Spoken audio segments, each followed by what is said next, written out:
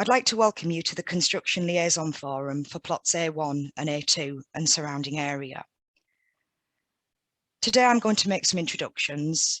James Turley will provide an overview of the Canada Water Master Plan and tell you a little bit about British Land. You'll then hear from the various contractors who will introduce themselves and who are on the call. At the end, I'll wrap up and let you know how we plan to keep in touch. In terms of our presenters today, you'll shortly hear from James Turley, Project Director at British Land. My name's Sarah Ward. I'm the Construction Neighbour Liaison Manager for British Land in Canada Water. It's my job to work with all of the various contractors that British Land have employed on site to make sure you receive information in a timely manner, and in the event you've got questions or concerns, that they're handled swiftly. You'll shortly hear from Stuart McLeish, who is contractor Galbraith, Jeremy O'Callaghan, contractor Keltbury, Paul Collin from Waits, and Daniel Bolton from Mace. Now, to put some of this into a little bit of context, you can see at the top of the screen, plot A1. This will provide a new landmark 35-storey building, and it will include retail, residential, and office space, and you'll hear more about this shortly. The blue dot to the left of the screen, just where my cursor is now, is the site of the former Rotherhithe Police Station. You'll likely be aware that demolition works are underway there. They have been for a few weeks now, and Galbraith expect to complete the works here at the end of this month.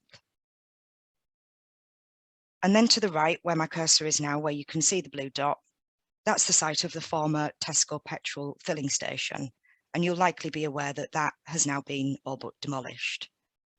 Keltbury are working there, and you'll hear from them shortly.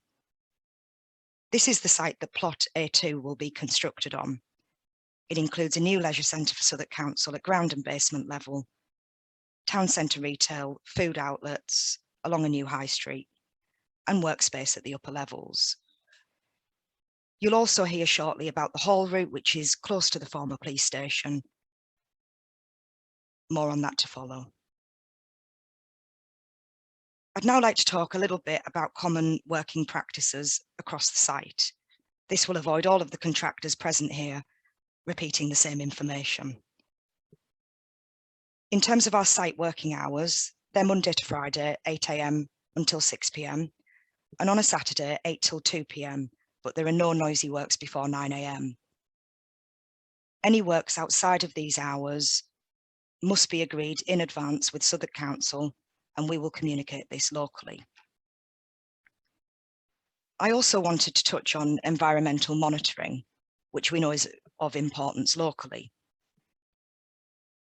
So across the areas where construction activity is taking place, environmental monitoring equipment is used to continuously monitor noise, dust, and vibration levels, and really importantly, to ensure that our site activity is in accordance with the levels that we've agreed with Southwark Council's environment team.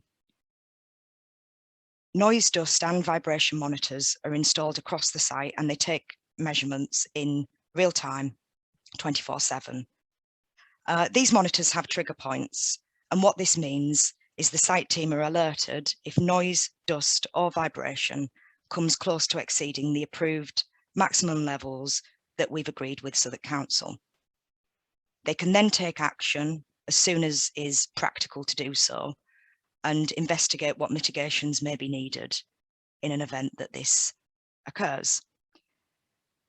I'd now like to hand over to James Turley, Project Director at British Land. He's going to talk to you a little bit about the master plan more broadly and a little bit about British Land. Over to you, James. Thank you, Sarah. Yeah, as you say, my name's James Turley. I'm Project Director working for British Land, and yeah, just wanted to give a quick snapshot, sort of view about sort of Canada Water itself, and touch on sort of British Land's involvement as well.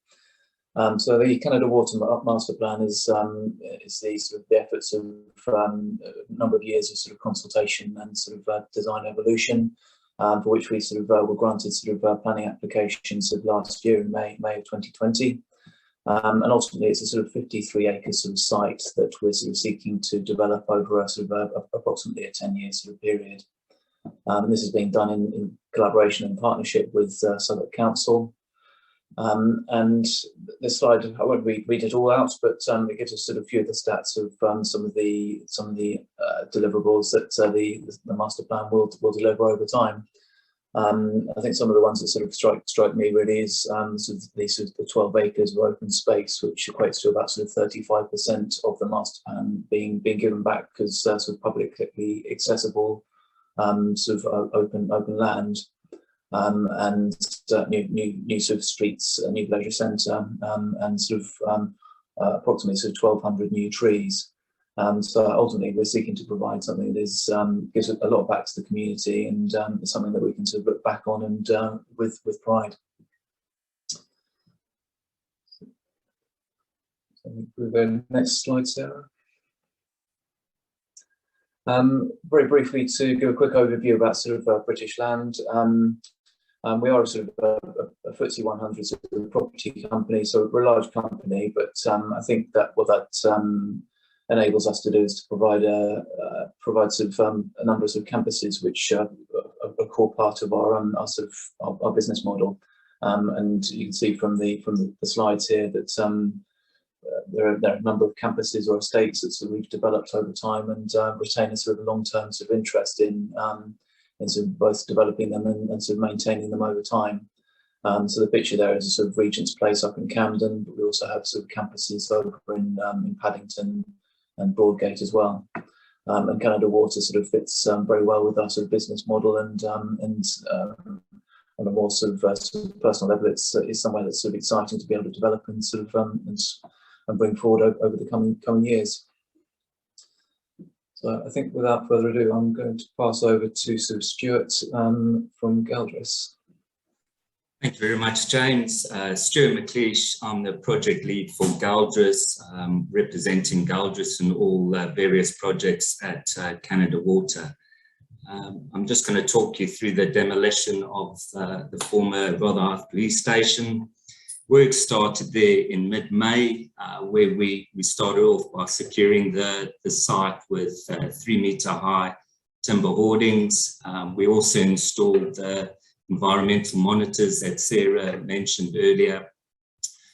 Thereafter, we started with asbestos and clearance and the soft strip, and hard demolition started in middle of June. Works have progressed really well, and we're looking to be complete by the end of July this year.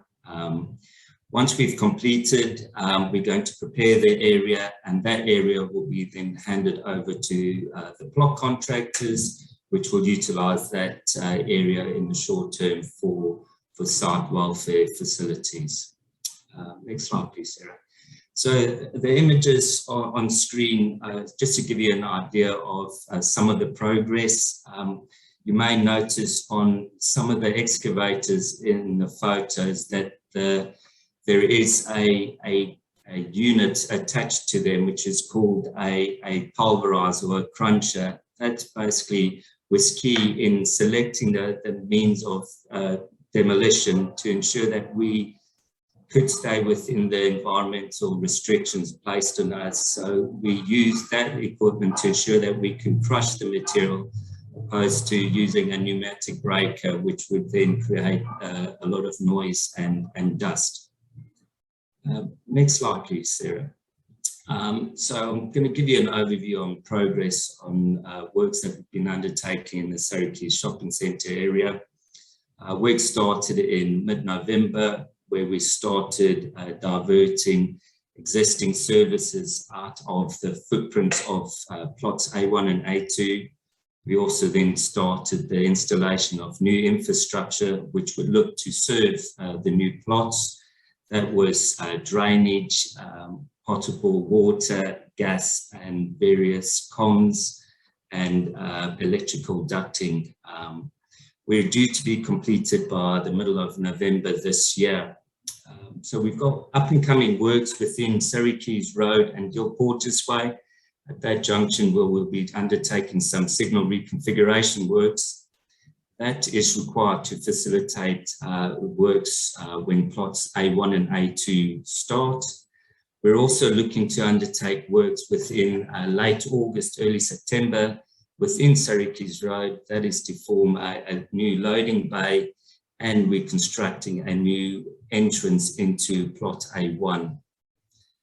In parallel with all of that, we'll be completing the works to install the new drainage, the ducts and services. That will then allow us to then finish off and realign Deal Porter's Way, and then also the public realm areas which are adjacent to Canada Dock. Next slide, please, Sarah. So the images on screen is just a few progress photos. So from the left, that is a photo taken showing the new haul road which has been constructed, which links Lower Road up to the plots A1 and A2 within the car park area. In the center of the screen, that's just works where we've partly constructed Deal Porter's Way. And then to the right, that's showing some of the services that we've installed, gas, water, and various communication ducting. I'm now going to hand over to Jeremy, who's going to then talk you through the demolition of the former Tesco's petrol filling station.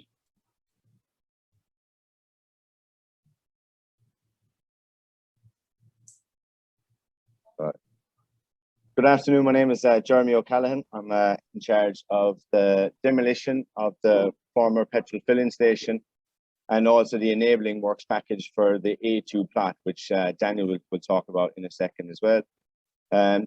So as you've seen from the previous slide, we took over the petrol filling station that was currently in Surrey Quays. We set up our temporary hoarding all around the area. We erected our noise, dust, vibration monitors, which we send to AECOM once a month to ensure we are cooperating with the local council and the parameters that they've given us for the demolition and the enabling works package. So just a brief overline of our program works. We began on the 1st of June, which brings us into July and August for the demolition, and then into late April for the enabling works package. So the enabling works package then is the current location for the petrol filling station gets reduced by about 3.5 meters, and then the second part of the plot where if you know the plot, we're currently positioning our welfare inside the A2 plot, and that area gets reduced by 500 mil. And as we hand over then to the main contractor, which will be Mace on the A2 plot, we'll erect a solid timber hoarding around the full perimeter to ensure it's safe on handover. So I'll now pass you over to Paul, who'll talk to you about the A1 plot. Thank you, Jeremy. Hello, everybody. I'm Paul Collin, Project Director for Waits, and I'm responsible for delivery of plot A1. So plot A1 will provide a new landmark 35-storey building, which will include residential, retail and office space. If you see the yellow sort of square there, which sits just adjacent to Surrey Quays Road and Deal Porter Way, that's the location of the building. So we're projected to start the end of September with a completion of October 2024. Next slide, please.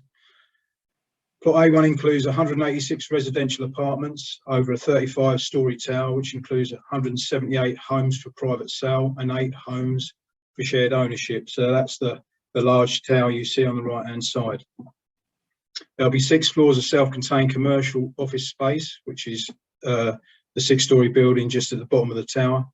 There is also a shared single-floor depth basement, which sits under the residential, retail and the commercial parts of the building. In addition, 4 retail spaces will be provided to complement the scheme. So in terms of vehicle access, all construction access will come in through a haul road, which is basically located where Sarah's got the cursor there now. And this is coming off in the location of the former police station, and the vehicles will leave via Dealport Way onto Surrey Quays Road. The haul road will be shared between plots A1 and A2 and will be controlled by a separate logistics company, which they're being employed by British Land. Traffic marshals will be located on the lower road to ensure that there's no traffic build-up and to ensure the safety of all. So if you see the two little circles down at the end of the haul road there, they're the two locations of the traffic marshals. So plot A1 has two tower cranes. You see the large orange circles, and we've also got a smaller mobile tower crane going in for the duration of the concrete frame only. Next slide. So in terms of site accommodation for our staff and operatives, we will be locating our site accommodation in the location of the old Rotherhithe Police Station, which is adjacent to the haul road, which is being used for traffic for plots A1 and A2. Waits personnel will enter A1 site accommodation via security office, which is located on Lower Road. You can see that located there. And just to point out, there is no parking allowed on the A1 site, so all personnel will travel using public transport. And some images. So the view in the left-hand image is basically the image coming from the underground station, and the middle image is basically across the plaza. We've got A2 in the foreground and A1 in the background. And the final image on the right hand side is a view from Surrey Quays Road with a residential tower in the background, and you can see the dock office in the foreground. Now I hand you over to Dan Mace. Thanks, Paul. Good afternoon. My name is Dan Bolton. I'm the project manager for plot A2 for the contractor Mace. Plot A2 then is going to be 5 stories of office space and a double-storey lower ground gym, which is also going to incorporate two swimming pools.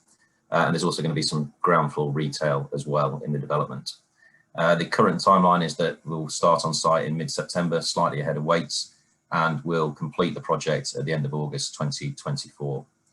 Image in the bottom right-hand side then is just looking from the dock office towards the leisure centre itself. Next slide, please. Thank you. So in terms of the location, then we are located just next to plot A1, highlighted there in yellow, plot A2, opposite the Canada Water dock, and it's in location, as Jeremy said, of the petrol filling station, which has recently been demolished. We're bounded then by the main routes of Deal Porters Way and Lower Road. And it's important to note that we are going to maintain access throughout for Deal Porters Way, which will be two-way throughout the build. Similarly, pedestrian access is going to be maintained from that main route from the Canada Water tube and bus station through to the Surrey Quays Shopping Centre. Next slide, please. So in terms of the site layout and vehicle access then, as Paul's alluded to, we'll be sharing that central haul road.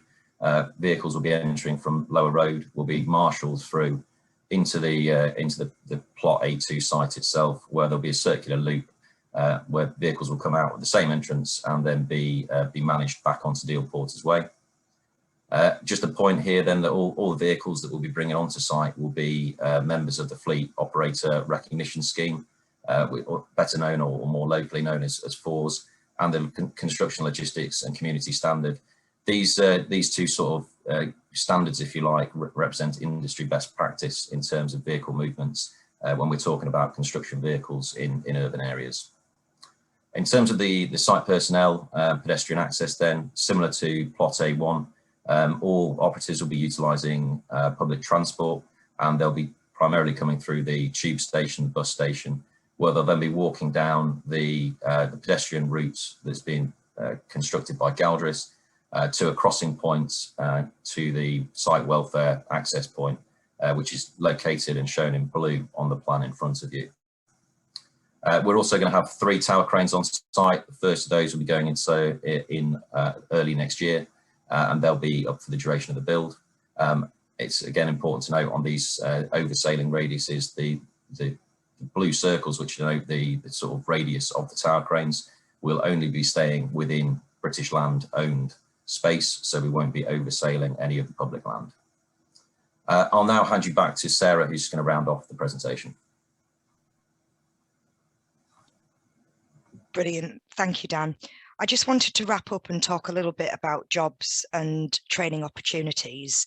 And lots of you who have been involved with British Land over the last couple of years and have sort of been on the website and received our e-newsletter and all of that, you'll have seen British Land talk a lot about their commitment to getting local people into really meaningful long-term employment.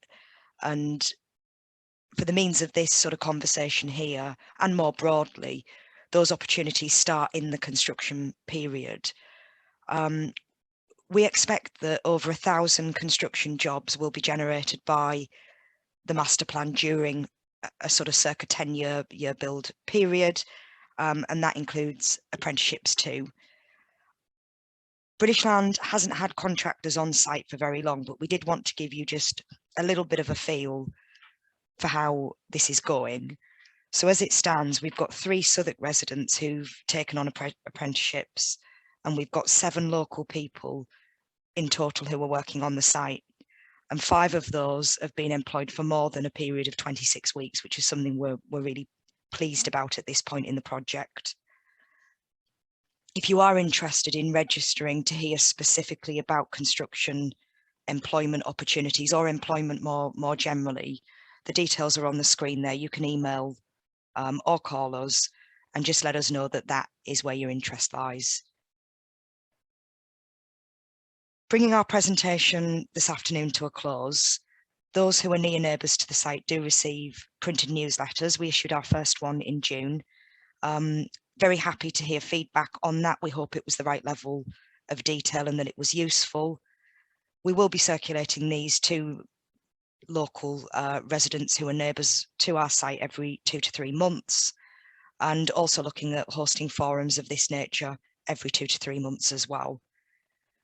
We have our e-newsletter, which goes out to a couple of thousand people in the area, and our web updates, and also lots of content on our social media channels. So that's Facebook, Instagram, and Twitter. And you can get in touch using the contact details on the bottom of the screen. So the free phone number and the team email, and me and my team look after that. So you're always ensured a reply. For now, that brings our session here to a close. I would just reiterate, do get in touch if you've got any questions, concerns or queries, or require any information, and we'd be happy to answer those. Thank you.